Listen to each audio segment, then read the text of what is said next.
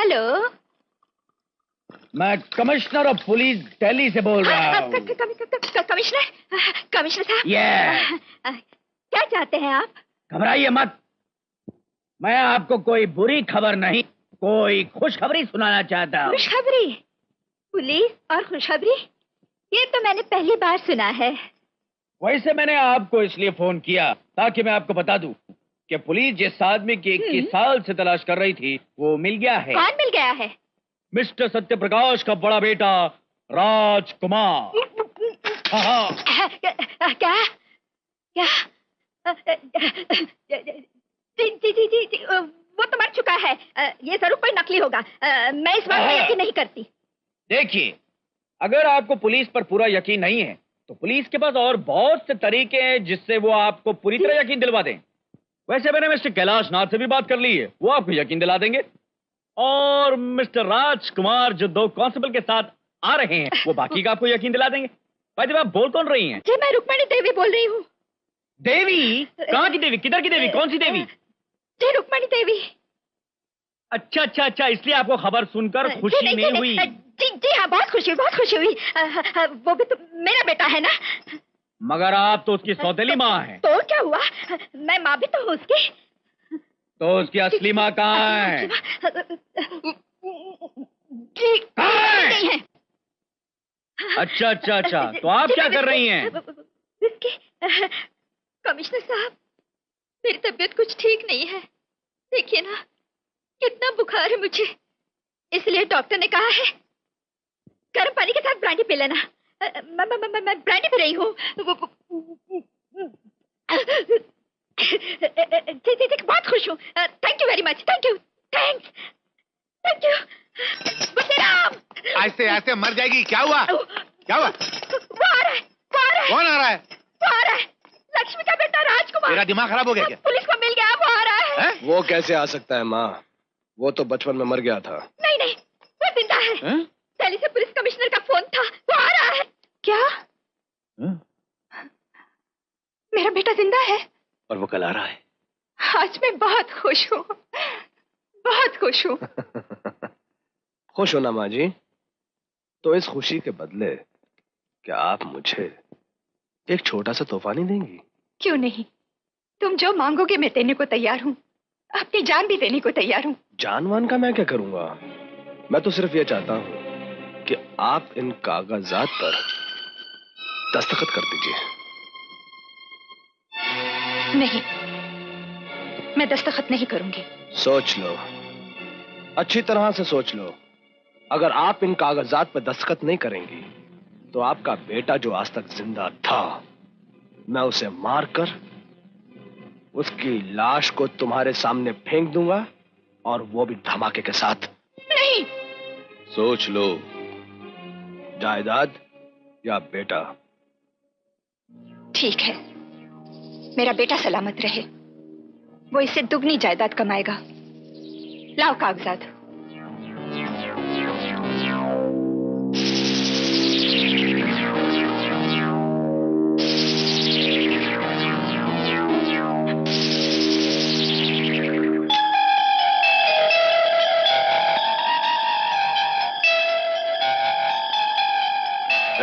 ये क्या है? कागज मुझे दे। नहीं, ये कागजात मैं उस वक्त दूंगी जब मेरा बेटा आएगा। इस जायदाद को उसके सर पर से वार कर तुम्हारे मुंह पर मारूंगी। बच्चा अपनी माँ की मार खा के बड़ा होता है, लेकिन अपनी माँ को मारने वाला बच्चा तबाह होता है। तुम तो वही राम कुमार हो? राम कुमार नहीं, राजकुमार। अपनी माँ का, माँ, उसकी ममता की रियासत का खोया हुआ बेटा। राजू, मेरे बच्चे, तू आ गया रे, तू आ गया। इसका क्या सबूत है कि तुम राजकुमार हो? सबूत मैं हूँ। पुलिस कमिश्नर ने खुद मुझे फोन किया था कि राम कुमार ही राजकुमार है। अजीब बात है, खानदान का चश्मो चिराग आस पास था लेकिन हम उसे पहचान न सके। एक मामूली मुलाजिम का बेटा समझते रहे। भाभी, ये तो पुलिस का कमाल है, किसे ढूंढ निकाला। लेकिन हम कैसे यकीन कर लें? यकीन नहीं आता तो पुलिस स्टेशन में जाकर पूछ लीजिए।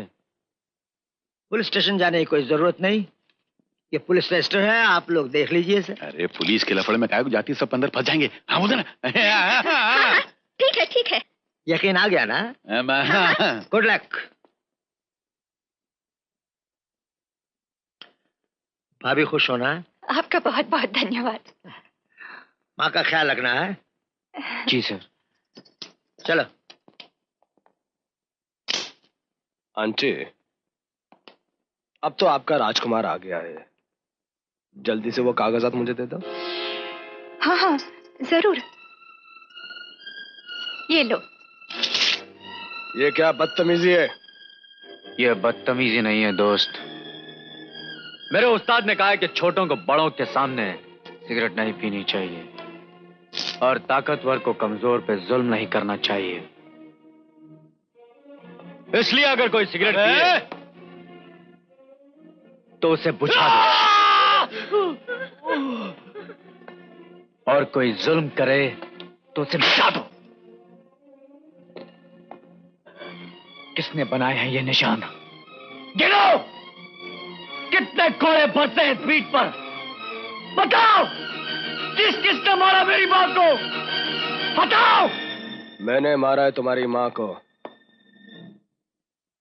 तो नहीं बेटा। तो इस एक एक निशान के बदले तू 100 कोड़े खाएगा।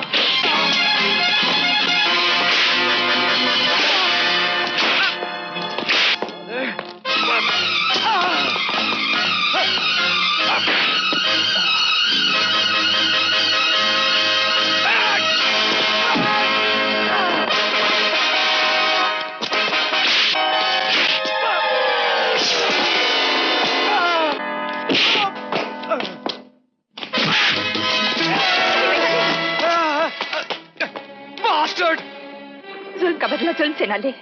मैं जुल्म नहीं कर रहा हूं मां, बल्कि इसे इसका जुल्म याद दिला रहा हूं। नहीं बेटा, ये हमारे खानदान को शोभा नहीं देता, इसे माफ कर दे। अच्छा किया बेटा, इसको मार मार के इसके अंदर का रावण बाहर निकाल लिया। पड़ गई ठंडक अपने बेटे से मेरे बेटे को पिटवा कर। हट। हम कल मार्बल की खान में जाएंगे, सुबह 7 बजे तैयार रहना। चलो मां। 7 बजे कहां से आएगा? 7 बजे तो ये मुजरा सुन के वापस आता है। हाँ। और तुम? मैं तो 6 बजे सुबह उठ के एक्सरसाइज करता हूँ। और आप? मैं तो सुबह 5 बजे उठ के हिसाब लिखता हूँ। अपना हिसाब तैयार रखना, मैं किसी भी दिन आकर अकाउंट्स लूंगा। हाँ, आके कभी भी देख चलो लेना, मां। हिसाब बिल्कुल साफ है। ये तो साफ चेक करेगा, इनकम टैक्स वाला मालूम पड़ता है।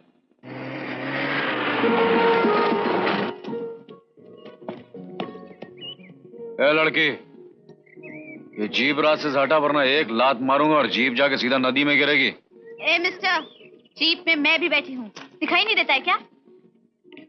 गलती से या इत्तेफाक से बड़े बाप के बेटे क्या निकल आए? दिमाग उलट गया, आसमान पर उड़ने लगे? हाँ, अरे नीचे आओ मिस्टर, मुझे तुमसे कुछ बात करनी है। टाइम नहीं अपने पास। अरे बाबा, डैडी ने तुम्हें बुलाया है। हाँ मालूम है क्यों बुलाया है। अच्छा, तो बताओ क्यों बुलाया है? वो क्या है कि गलती से बचपन में हम दोनों की मंगनी हो गई थी, अब वो दोबारा बात पक्की करना चाहते हैं। अरे पैसा भी क्या चीज है, इंसान की नीयत ही बदल देता है। क्या मतलब? अरे मतलब साफ है, मुझ जैसे बास मारने वाले राम कुमार के राजकुमार बनते ही बाप बेटी ने चमचागिरी शुरू कर दी है। पर हुआ क्या? होना क्या था? कहता है उस गुल्लू से शादी कर, कल से मेरे घोड़े की मालिश कर, कल से काम पे आ जा। चुप पिट। देख, पहले तूने उसे सताया। ये सब छिचोरी और घटिया हरकतें किस लिए? तुम्हें रिझाने के लिए। इन सब का मुझ पर असर नहीं होने वाला। क्यों? क्या ये प्यार नहीं है? प्यार ऐसे नहीं होता। तो फिर कैसे होता है? इधर आओ। हाँ? इधर आओ। आओ! ये क्या हुआ? क्या हुआ बेटी, क्या हुआ तुझे? ऐसी गुमसुम क्यों है? क्या हुआ इसे? राम से मिलने गई थी?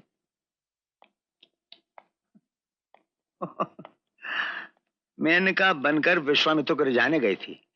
लगता है विश्वामित्र ने ही मेनका को वश में कर लिया। बुद्धिराम अंकल, हिसाब मिला?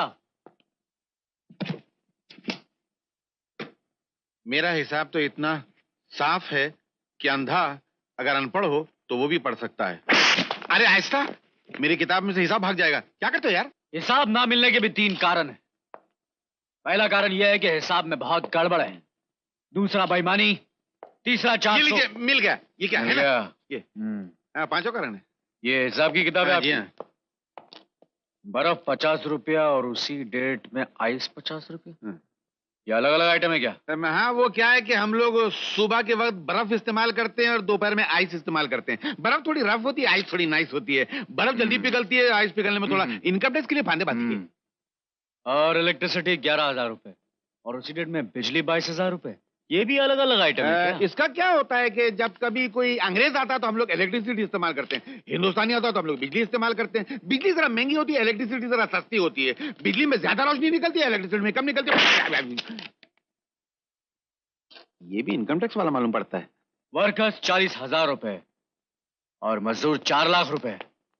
ये दोनों आइटम तो अलग अलग नहीं हो सकते मिस्टर बुद्धिराम। नहीं, पहले नहीं थे, लेकिन अभी अभी इनकम टैक्स वालों ने अलग कर दिया। वो वर्कर्स जो बहुत दूर से आते हैं उन्हें मजदूर कहते हैं, और वो वर्कर्स जिनके नाम में कर लगा होते हैं उन्हें वर्कर कहते हैं। जैसे गवास्कर, वेंगसरकर, सोलकर, पोपटकर, बसकर। मिस्टर बुद्धिराम, मुझे ये गोलमोल हिसाब नहीं चाहिए। सारा हिसाब चाहिए रजिस्टर पर लिखा हुआ। लिखे हुए की क्या जरूरत है? मेरा सारा हिसाब उंगलियों पर है।